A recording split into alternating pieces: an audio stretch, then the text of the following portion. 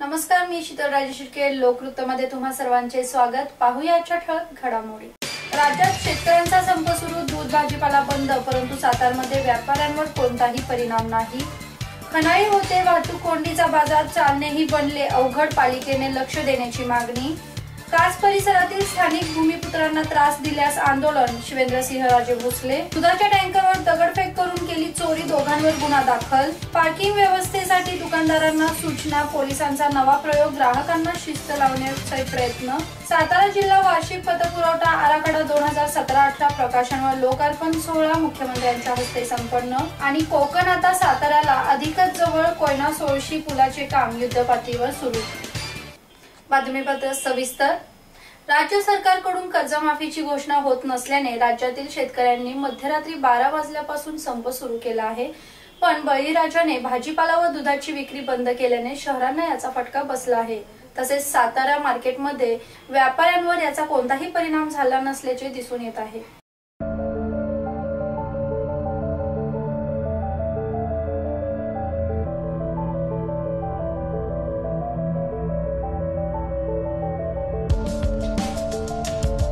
शेतकऱ्यांनी 3 एप्रिलला ग्रामसभा घेऊन शेतकऱ्यांच्या प्रश्नांसाठी 1 जून पासून संपावर जाण्याचा इशारा दिला होता. किसान क्रांती समन्वय समितीने संपाची घोषणा केली होती. 40हून अधिक संघटना संपात उतरल्या असल्याने समन्वय समितीचे धनंजय जाधव तसेच या संपामध्ये 40हून अधिक संघटना उतरल्या असल्याचे सूत्रांकडून समजत आहे. राज्यात सरकारकडून कर्जमाफीची घोषणा होत नसल्याने राज्यातील शेतकऱ्यांनी मध्यरात्री 12 पासून हा संप सुरू केला आहे. बळीराजाने भाजीपाला व दुधाची विक्री बंद केली असून शहरे व महानगरांकडे जाणारा शेतमालही सकाळपासून थांबला आहे. बाजार समित्या व अनेक दूध संकलन केंद्रांनीही या संपात भाग घेतला आहे. परंतु सातारमध्ये या संपाचा व्यापाऱ्यांवर कोणताही परिणाम झालेला दिसत नाहीये. साताऱ्यातील भाजी मंडईमध्ये नेहमीप्रमाणेच व्यापारी विक्री करताना दिसत आहेत, परंतु शेतकऱ्यांनी मात्र बाजारपेठेमध्ये संप केलेला दिसत आहे.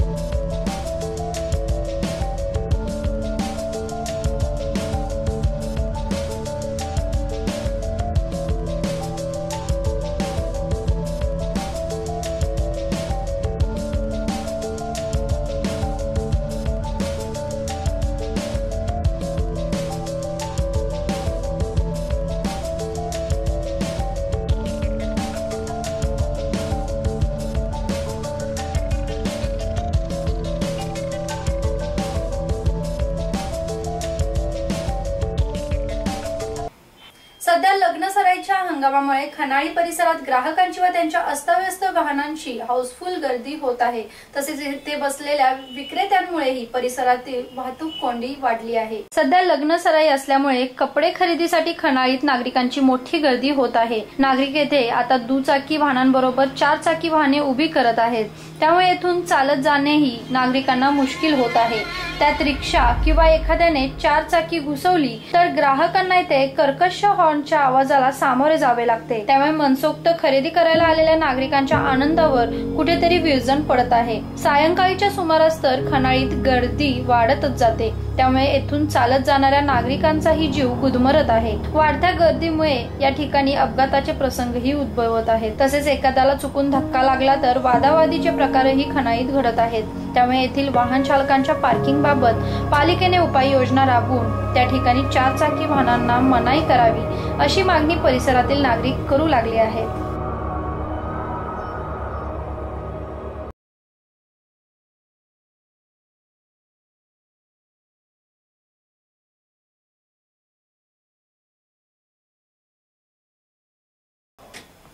यवतेश्वर कास परिसरात असलेल्या बांधकामांना जिल्हा प्रशासनाने नोटिसा बजावल्या आहेत, मात्र स्थानिकांना त्रास दिल्यास त्यास कडवा विरोध करून तीव्र आंदोलन करू असा इशारा आमदार शिवेंद्रसिंहराजे भोसले यांनी केला आहे।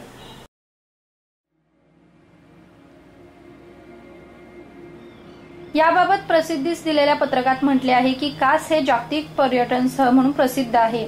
यवतेश्वर कास हा परिसर डोंगरी आणि दुर्गम परिसर असल्याने या ठिकाणी मर्यादित स्वरूपात शेती होते, त्यामुळे या परिसरातील स्थानिक भूमिपुत्रांनी त्यांच्या स्वतःच्या जागेत छोटी मोठी हॉटेल्स सुरू करून कुटुंबाचा उदरनिर्वाह सुरू केला आहे। यापूर्वी या भूमिपुत्रांना घर सोडून मुंबई सारख्या ठिकाणी चाकरी करावी लागत होती, पण पर्यटनामुळे स्थानिकांना हक्काच्या व्यवसायाची संधी मिळाली आहे। जिल्हा प्रशासनाने यवतेश्वर कास परिसरातील बांधकामे हटवण्याची नोटीस बजावली आहे। प्रशासनाने यवतेश्वर आणि कास परिसरात बाहेरच्या व्यावसायिकांनी केलेली अतिक्रमणे अवश्य हटवावी, याला आमचा विरोध नाही। स्थानिक भूमिपुत्रांची बांधकामे हटवण्यास आमचा कडवा विरोध राहील। स्थानिक भूमिपुत्रांनी सुरू केलेल्या व्यवसायावर प्रशासनाने बुलडोजर फिरवल्यास या भूमिपुत्रांना जमिनी विकण्याशिवाय पर्याय उरणार नाही।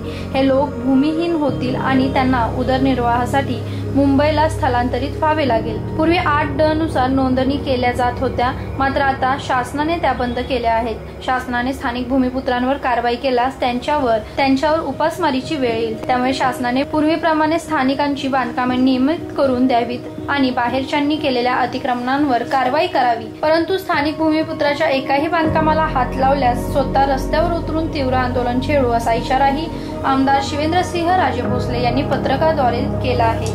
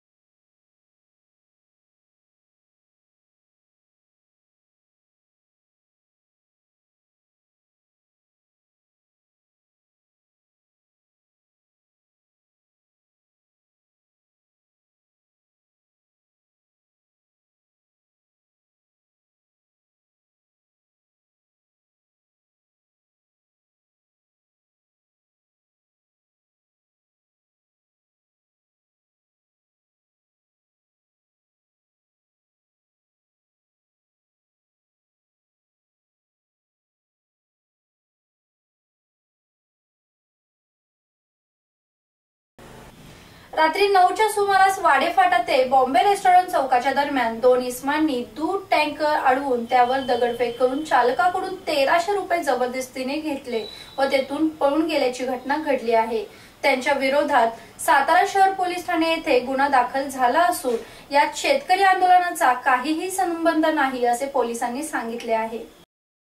वाडेफाटा ते बॉम्बे रेस्टॉरंट चौकाचे दरम्यान सातारा येथे दोन इसमांनी एक दूध टँकर अडवून त्यावर दगडफेक करून टँकर चालकाकडून दारू पिण्याकरिता पैसे मागितले असता त्याने पैसे देण्यास नकार दिला असता त्यास जबरदस्तीने दारूच्या दुकानापर्यंत ओढत नेऊन त्याचे खिशातील 1300 रुपये जबरदस्तीने काढून घेऊन त्याला मारहाण केली व ते तिथून पळून गेले। तसेच त्याच्या टँकरच्या काचा फोडून नुकसान केले आहे। त्याबाबत दोन्ही इसमांच्या विरुद्ध सातारा शहर पोलीस ठाणे येथे जबरी चोरीचा गुन्हा दाखल करण्यात आला आहे।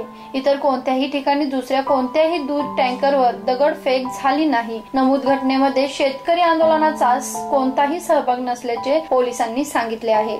शहरात सध्या खरेदी करण्यासाठी येणारे ग्राहक चौकातच बेशिस्तपणे पार्किंग करून दुकानात जात असतात। यासाठी दुकानदारांनी ग्राहकांना पार्किंग मध्ये वाहन लावून मग दुकानात या अशी सूचना करण्याची समज दुकानदारांना पोलीस निरीक्षक नारायण सारंगकर व वाहतूक पोलिसांनी दिली आहे। सातारा शहरात पवई नाका, राजवाडा, मोती चौक, कर्मवीर पथक या ठिकाणी मुख्य बाजारपेठ आहे। या परिसरात खरेदीसाठी आलेल्या वाहनधारक व त्यांच्या वाहनांची नेहमीच गर्दी असते।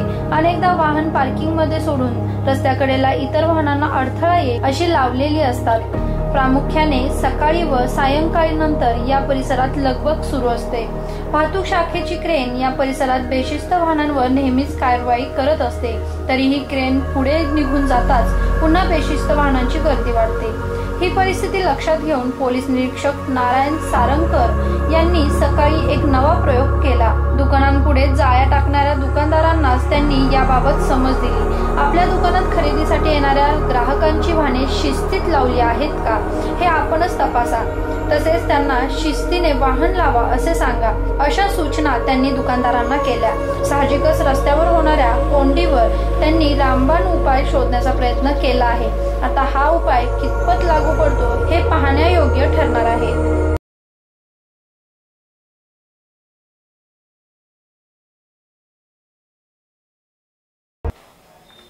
सातारा जिल्हा वार्षिक पतपुरवठा आराखडा सन 2017-18 प्रकाशन व लोकार्पण सोहळा माननीय मुख्यमंत्री देवेंद्र फडणवीस यांच्या हस्ते संपन्न झाला। सातारा जिल्ह्याचा सन 2017-18 या आर्थिक वर्षाचा 7,123 कोटी रुपयांचा वार्षिक पत आराखड्याचे लोकार्पण माननीय मुख्यमंत्री देवेंद्र फडणवीस यांच्या हस्ते नियोजन भवन सातारा येथे करण्यात आला। या प्रसंगी माननीय पालकमंत्री विजय शिवतारे, सहपालकमंत्री सदाभाऊ खोत, जिल्हा परिषद अध्यक्ष संजीवराजे नाईक निंबाळकर, खासदार विजयसिंह मोहिते पाटील, आमदार शशिकांत शिंदे, बाळासाहेब पाटील, शंभूराजे देसाई, जयकुमार गोरे, मुख्यमंत्र्यांचे प्रधान सचिव प्रवीण सिंह परदेशी, विभागीय आयुक्त चंद्रकांत दळवी, जिल्हाधिकारी श्वेता सिंघल, मुख्य कार्यकारी अधिकारी डॉक्टर राजेश देशमुख, पोलीस अधीक्षक संदीप पाटील, अपर जिल्हाधिकारी प्रमोद यादव, निवासी उपजिल्हाधिकारी भारत वाघमारे, नगर अध्यक्षा सौ माधवी कदम, जिल्हा कृषी अधीक्षक श्री जितेंद्र शिंदे, जिल्हा माहिती अधिकारी श्री प्रशांत सातपुते, सहाय्यक महाप्रबंधक नाबार्ड श्री सुबोध अभ्यंकर, जिल्हा अग्रणी व्यवस्थापक श्री महादेव शिरोळकर आदी यावेळी उपस्थित होते। तसेच हा आराखडा एकूण 7,123 कोटींचा याबद्दल अधिक माहिती जिल्हा अग्रणी व्यवस्थापक श्री महादेव शिरोळकर यांनी लोकवृत्ताला दिली। नमस्कार, मी महादेव शिरोळकर, सातारा जिल्ह्याचा अग्रणी बँक अधिकारी। सातारा जिल्ह्याचा वार्षिक पतपुरवठा आराखडा सन 2017-18 या वार्षिक पतपुरवठा आराखड्याचं प्रकाशन आणि लोकार्पण सोहळा नुकतंच माननीय मुख्यमंत्री महोदय श्री देवेंद्रजी फडणवीस साहेब यांच्या हस्ते संपन्न झालेला आहे। त्यासंबंधी थोडक्यात माहिती सांगायचं झालं तर आपला सातारा जिल्ह्याचा जो वार्षिक पत आराखडा असतो हा दरवर्षी आपण अचीव करत असतो। राज्यामध्ये एक आदर्शवत असा हा सातारा जिल्ह्याचा पत आराखडा असतो। आपला आराखडा एक रोल मॉडेल म्हणून NIBM मध्ये सुद्धा वेगवेगळ्या प्रशिक्षणार्थींना अभ्यासक्रमामध्ये ठेवलेला असतो। आपलं उद्दिष्टपूर्ती ही 100% दरवर्षी होत असते। उदाहरणार्थ पीक कर्ज असेल, महिला बचत गटांची कर्ज असतील, उद्योग व्यवसायाची कर्ज असतील, तर या सगळ्या सेक्टरची अचिव्हमेंट ही 100% असते. आता चालू वर्षी जो आपण आराखडा केलेला आहे, या आराखड्याच्या संदर्भात सांगायचं झालं तर एकूण 33 बँका जिल्ह्यामध्ये आहेत आणि या 33 बँकांच्या 561 शाखा या प्लॅनमध्ये समाविष्ट आहेत. तर एकूण आराखडा जो आहे तो 7,123 कोटीचा आहे. यामध्ये शेतीसाठीची जी तरतूद आहे ती 3,928 कोटीची आहे. पीक कर्ज ही प्राधान्याने द्यायची पीक कर्ज जी आहेत ही 2,750 कोटी रुपयाची आहेत. प्राथमिक दर्जाची जी कर्ज आहेत, प्राथमिक स्वरूपात जी कर्ज द्यायची आहे ती 6,573 कोटीची आहेत आणि नॉन प्रायोरिटी ज्याला आपण गैरप्राथमिक कर्ज म्हणू ती 550 कोटी आहेत. अशा पद्धतीने एकूण 7,123 कोटीचा चालू वर्षीचा पत आराखडा, या पत आराखड्याचं लोकार्पण आणि प्रकाशन नुकतंच माननीय मुख्यमंत्री महोदयांच्या हस्ते झालेलं आहे आणि मला विश्वास आहे की दरवर्षीप्रमाणेच जिल्ह्यातल्या सगळ्या बँकांच्या सहकार्यानं आम्ही यावर्षीचा आराखडासुद्धा यशस्वीपणे पूर्ण करू. आपणास एक आणखी आनंदाची बातमी सांगायचं झालं तर पीक कर्ज हे जास्तीत जास्त शेतकऱ्यांना देण्याचं शासनाचं धोरण आहे आणि 80% शेतकऱ्यांच्यापर्यंत तरी पीक कर्ज पोहोचावं या उद्देशानं शासन प्रयत्नशील आहे. आपण जास्तीत जास्त 100% शेतकऱ्यांच्यापर्यंत पोहोचण्याचा प्रयत्न करत असतो आणि गेल्या सलग 2 वर्षे गेली माननीय मुख्यमंत्र्याच्या हस्ते आपला सत्कार आणि गौरव जिल्ह्याचा होतोय 100% पीक कर्जाच्या उद्दिष्ट पूर्ततेबद्दल. आपण मागचं जे हे चालू साल होतं 16-17 या वर्षीसुद्धा आपण पीक कर्जाची 100% उद्दिष्टपूर्ती केलेली आहे.